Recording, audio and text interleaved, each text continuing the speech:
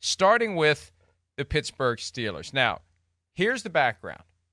And we weren't the only ones to report this. Apparently, Shefty said pretty much the same thing I said Saturday night at halftime of the Browns-Texans game and gave us full credit. Well, never mind that part. But Mike Tomlin had several options entering the offseason. And what was he going to do? He's going to talk to his family and make a decision. Well, decision's already been made to come back for 2024. Told the team's players yesterday he'll be back for 2024. That's just part of it, though. And look, good news for the Steelers. As you saw at the top of the show, T.J. Watt doesn't want to play for anybody else. Cam Hayward said things like that as well. Here's the question. Is he going to sign an extension? That's the question that made him walk off Monday night after the Steelers lost to the Bills in the wild card round. Are you going to sign an extension? He's got 1 year left on his contract. The Steelers have never let it get this close. So he's under contract for 1 more year. And until it's extended, he's in position to be one of the rarest commodities in all of sports, an NFL head coach who becomes a free agent willingly, voluntarily, and with anticipation that someone else is going to rush to hire him. Myles, and in this case, if Mike Tomlin becomes a free agent, they will be lining up for an opportunity next year during the coaching hiring cycle to try to get him. Yeah, he's one of those few guys that, you might say people would fire their head coaches in order to have a chance to get. And that is the rarest of rare commodities. I mean, we've seen coaches have their contracts expire before. Jason Garrett comes to mind in recent times with the Dallas Cowboys. But that's not usually something that happens. Usually the team will extend the head coach for at least another year, so you're not going into a lame duck season. And I don't know if the Steelers would really want to do that. Obviously, you reported that they want to sign him to an extension, but the fact that Mike Tomlin has this kind of choice right now is really interesting, because say that some job comes open next year that has a quarterback, right? I mean, I don't know. It's interesting. Would Mike Tomlin really want to go pursue that if, say, the Steelers are in another similar situation going into next year's offseason where you have a gigantic question at quarterback because you don't know what in the world they're going to be able to do. And also you have this kind of instability, right? You still haven't been able to get a playoff win in years and years and years. Maybe it is time for a fresh place. Maybe your messaging will be better received and will resonate more. Not that necessarily it looks like it's not resonating, because the Steelers did win 3 in a row in order to make it to the postseason. So it's just a weird kind of situation, Mike, because this doesn't happen usually, especially with somebody who has been with the team as long as Mike Tomlin has. Unique is the word that I used on Saturday night relating to the circumstances Mike Tomlin and the Steelers now face. The Steelers may have effed around and found out by not signing him before the start of the 2023 season, because we know one of the Steelers' rules, longstanding rule, no contract discussions with anyone once the season begins. That might have put them in a little bit of a jam here, because now he can see the finish line. And I agree with you. There are teams that if they knew Mike Tomlin was going to be available and they had a reasonable shot at him, would strongly consider firing coaches they otherwise would have been happy with keeping to get Mike Tomlin. And it's quite possible that on a fairly regular basis, teams sniff around as the hiring cycle approaches to see if there's any chance Mike Tomlin would be inclined to make the jump to another team. So when you have the confidence that comes from knowing for 17 years that there are other teams regularly interested in your services, and your team allows you to get within 17 regular season games of becoming a free agent, that's a real temptation. The options as we identified them earlier in the week: 1, do an extension with the Steelers; 2, step away now and see if someone calls Art Rooney and makes him an offer he won't refuse; 3, step away now, do the Sean Payton sabbatical year, come back next year, see if someone will call Art Rooney and make him an offer he won't refuse, knowing that the alternative is Mike Tomlin's not coming back. Finally, become a free agent after this season. Coach out your contract, honor your commitment, and become a free agent. So, one of the practical realities here, even though Mike Tomlin has said he's coaching the team next year, he's told the players that. What if someone calls Art Rooney anyway? I'm not a fan of the idea of going to a new team that's given up first-round draft pick plus to get me, but that's possible. Everyone knows, even without Mike Tomlin doing anything other than turning to his left and walking away when the words, "You have 1 year left on your contract," were uttered by Brooke Pryor of ESPN. Everyone knows. Enough has been said. If one of these teams looking for a coach decides to call Art Rooney and says, "Hey, what would it take to get your guy?" Or, "Here's what I'm offering you for your guy," interesting to see how it plays out. And I'd love to know. Look, the Steelers want to keep him. That's a given. Why didn't they sign him to a new contract before the 2023 season? That's a big question, because I'll get some pushback from people connected to the Steelers, not directly, but kind of like buffers and middlemen. And, they love him. They want him. Why did they sign him? Why didn't, there's no answer to that question. Why didn't they sign him to a new contract before the 2023 season if all these things you're trying to tell me are true? You avoid all of this stuff, all of this nonsense, all of this noise if you just sign the guy to a new contract before the start of the most recent season.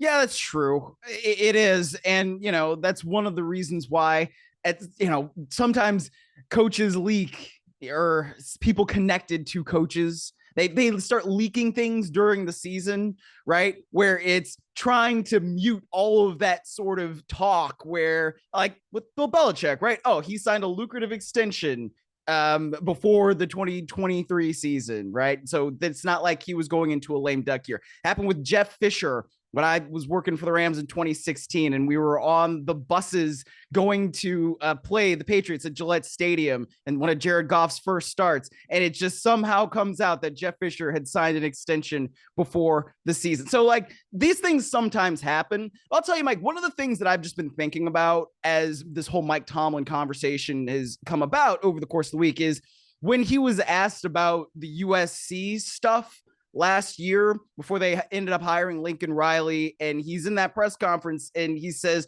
"Never say never, but never." And also added, "I have one of the best jobs in all of sport." So that to me is something that just still comes to mind as to what Mike Tomlin's mentality would be. He understands how stable the Steelers franchise is, right? When you've only had 3 head coaches and practically in your lifetime, let alone mine. So that's something that still comes to mind where it's, look, the Steelers still a really good job, despite the fact that they've not had the postseason success. We still know that they are a successful football program, and there are many, many teams that would love to have had the kinds of records that the Steelers have had since 2016, despite not winning a playoff game in that time. So there are reasons to believe that Mike Tomlin does not really want to leave the Steelers and would not necessarily be inclined to leave the Steelers. But like you said, when you're in a situation like this, where you can get to the end of your contract, maybe that does change the mentality a little bit of the way that you would operate yourself, knowing that maybe there is something else out there for me. Oh, absolutely. And this is one of the dangers of allowing someone whose employment terms are determined by a contract to get close enough to the end that they can envision reality once the contract expires, that the employee can listen a little more intently to the feelers that inevitably trickle back directly, indirectly, back channels, whatever. It's all tampering, it's all prohibited, and it happens all the time. And then you throw in the fact, and I think it's important that the reporting as to Tomlin's future included he's going to huddle with his family. That's something I said. That's something that Shefty said. Mm-hmm. I wonder at times because I've been in and around Pittsburgh pretty much my whole life. And Really? one of the strange dynamics of the shut up. One of the strange dynamics, you never know, Myles, you never know if somebody just happened to stumble over this show this morning. Somebody who signed up for Peacock Saturday and didn't cancel it Sunday. That's the most ludicrous thing I heard, by the way. All these people who signed up Saturday and canceled Sunday. Well, the joke's on you because you gave up 29 days of access to a bunch of great stuff. Not this show, but a bunch of great stuff on Peacock. Do you throw a lot of things away? Do you take one bite out of a cake and throw the rest of the cake away? I don't think so. Anyway, that's true. No, I throw it away and then you take another bite. But that was on me, not Myles. So, thank you. That's a long story. In the event that someone has just tuned into the program for the first time because they were smart enough to enjoy the remainder of their 1 month of Peacock at only $5.99, I wonder how the family members of Mike Tomlin feel about that constant clamoring from a chunk of the fan base anytime they lose 2 games in a row. Fire Mike Tomlin. Anytime they don't win a playoff game, fire Mike Tomlin. Fire Mike Tomlin. I know Steelers fans, fire Mike Tomlin. Good. I hope he goes. Please, I hope he goes. I'm getting all that. Oh, please tell me when he's going. It's like, are you people nuts? Like, he takes every single year a group of guys who any other coach in the world would not be able to get to 5-12, and he wills them to a winning record. Could you imagine what he would do somewhere else with better talent? And that speaks to a deeper issue in Pittsburgh that Mike Tomlin does a great job of covering up. The structure they've had in place for the past 17 years possibly isn't yielding the most talented teams that it could. But Mike Tomlin is doing a great job of taking those subpar ingredients and turning them into a team that is consistently not under 500. That is amazing. And I know there are some out there that think, oh, this is a made-up stat and it's meaningless. Do you understand what it means to never have to go into an offseason with a team that's on the wrong side of 500? You're a contender every year. Now, look, there's a point where you have to say, how long is just good enough going to be just good enough? But my point is this, Myles. I wonder if family members of Mike Tomlin are just getting sick of the bull crap. That we got to hear this. We got to see this. People go, I mean, Mike Tomlin can act like he doesn't pay attention to anything, and the coaches can say they don't have book face or whatever. Listen, family members do. Family members have bigger rabbit ears than the people who are the ones who accept that it goes with the territory, right? If you're in this business, you say things that are inflammatory or controversial, you get dragged. I don't care as long as the check clears. My wife does. So that's what I wonder at what point the family's had enough of this cluster of Steelers fans that mobilize anytime the Steelers lose 2 games or more in a row. It's funny, Mike, because look at the Rams, for instance, right? Sean McVay, considered a great coach. And I know I'm biased about this too, but they go 5-12 last year, right? So the fact that that's never happened with Mike Tomlin, right? Not even once. They've never once had a bottom out year. Even the year that Ben Roethlisberger's elbow got hurt, 2 games into the season, they didn't have a bottom out year. Duck Hodges, the Duck freaking Hodges, who we never heard from again.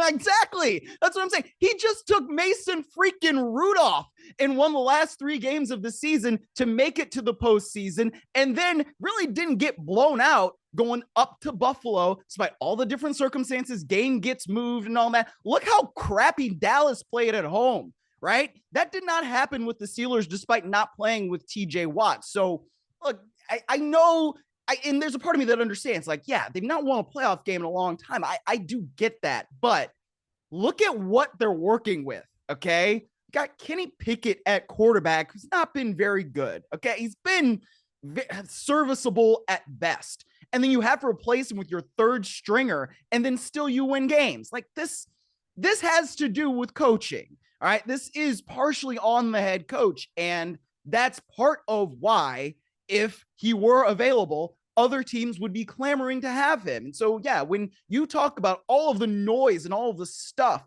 that goes with being the Steelers head coach and goes with being Mike Tomlin and having been there for all this time, and that part of the fan base that loves to be very, very critical of him, it's like, guys, do you really see reality? Do you understand how good that you have it?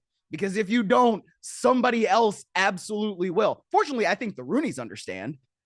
It certainly seems like they do. But then again, like you said, why didn't you sign him to an extension then before the season? I wonder what Art Rooney would accept. I wonder, this is all spitballing, but he's sitting in his office today, and one of these teams looking for a head coach, or maybe a team that is not yet officially looking for a head coach, calls Art Rooney and says, you know what? I got 2 first-round picks. I got 2 second-round picks that I'm willing to give you right now. I'll give you the John Gruden price right now for Mike Tomlin. I wonder if Art Rooney would take it. Would you? Well, I would want to have a heart-to-heart conversation with Mike Tomlin about whether or not he wants to accept my offer that I have yet to make on an extension. I would want to know that now. And I guess I would welcome that phone call because it would allow me to go straight to Tomlin and say, this is our moment to either renew our vows or part ways. And if you aren't going to sign a contract to stay here, here's my offer. Here it is. If you don't want this, then, and you're just going to walk away after the season, then I'm going to take 2 1s and 2 2s and go hire Mike Vrabel. So, yeah, I would say yes if I make my offer to Mike Tomlin and he says no. Oh, yeah, I mean, it forces the issue, right? Deadlines spur action. So, I mean, basically, you want to go on the ultimatum and say, like, hey, this is the situation. Either you accept it or you don't. And so if you don't, we're going to move on. I think that what you're presenting makes sense. Yeah. Well, we'll see what happens. And what will happen is those things would occur and we'll only find out when it's close to being done or actually done, especially because the formal machinations have to play out before any of the stuff that we don't know about behind the curtain can be revealed to the world. Hi, it's Mike Florio. Thanks for watching PFT on YouTube. Hit subscribe for the latest news and analysis from Pro Football Talk.